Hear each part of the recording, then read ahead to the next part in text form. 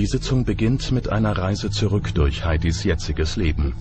Immer weiter tastet sie sich durch die Tiefen ihres Unterbewusstseins, bis sie schließlich in einer Art Trancezustand landet.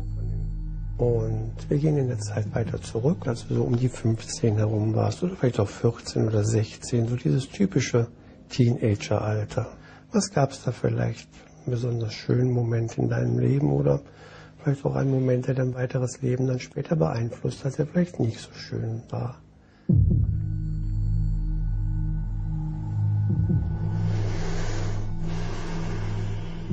Tut mir leid, ich bin wieder da.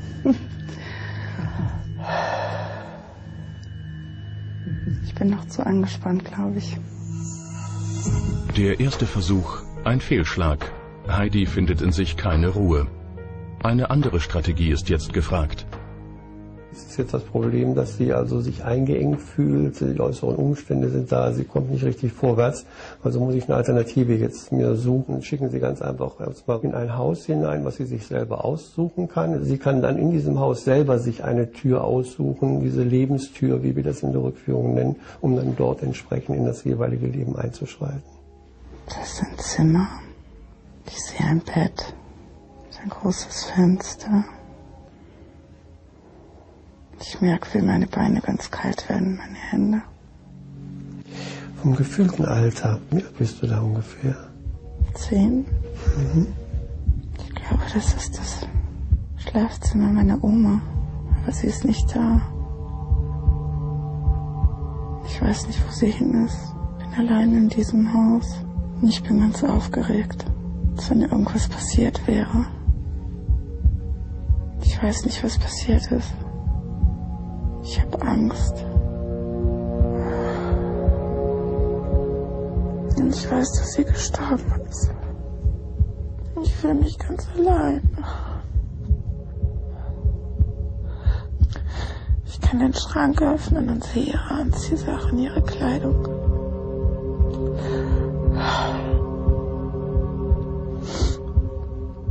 Und ich sehe mich in dem Spiegel. Heidis emotionale Anspannung sieht Ralf Dahmen noch gelassen. Gezielt stellt er weitere Fragen, um faktische und überprüfbare Antworten aus ihrem vorigen Leben zu bekommen. Weiter geht die Reise, jetzt aber gut 20 Jahre später.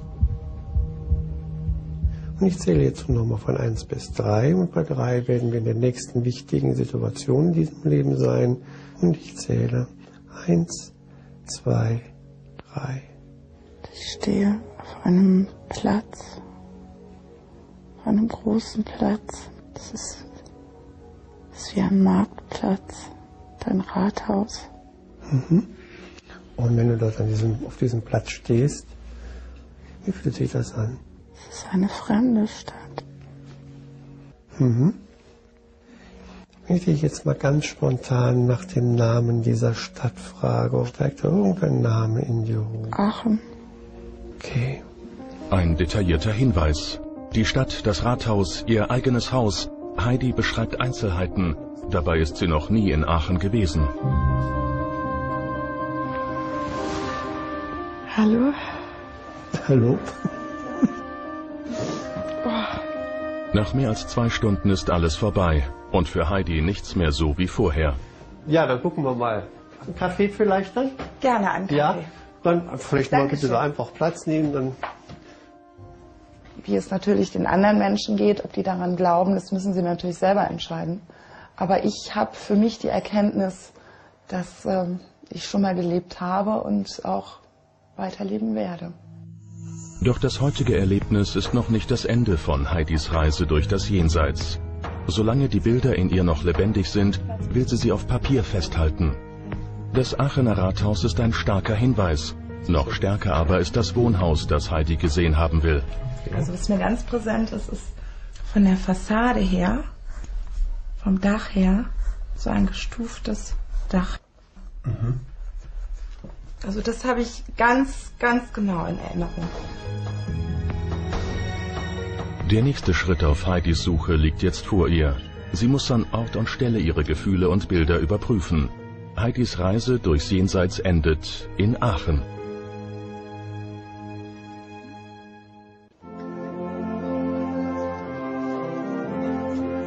Ankunft in Aachen.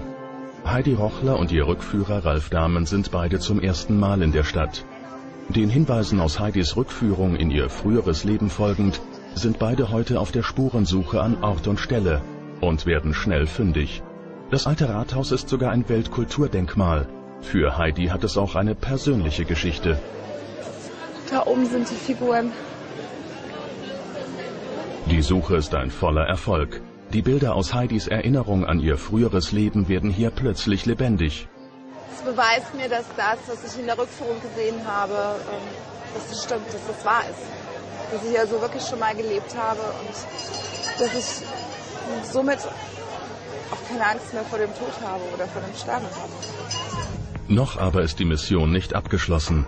Heidi will unbedingt das Haus finden, in dem sie vor gut 200 Jahren selbst gelebt haben soll. 2 Weltkriege haben Aachen jedoch stark verändert. Ich würde da gerne mal hingehen. Ja, natürlich. Ich weiß es nicht, aber ich glaube, da ist ein Haus, das diese... Ach, von diesem, mit diesem Dach, Ja. von dem du gezeigt, was du da aufgemalt Ja. hattest? Gemeinsam ziehen sie durch Aachens Altstadt. Nur wenige 100 Meter vom Rathaus entfernt bleibt Heidi plötzlich stehen. Das ist das Haus. Das ist definitiv das Haus. Das ist definitiv das Haus, was ich gesehen habe. Was passiert da so innerlich?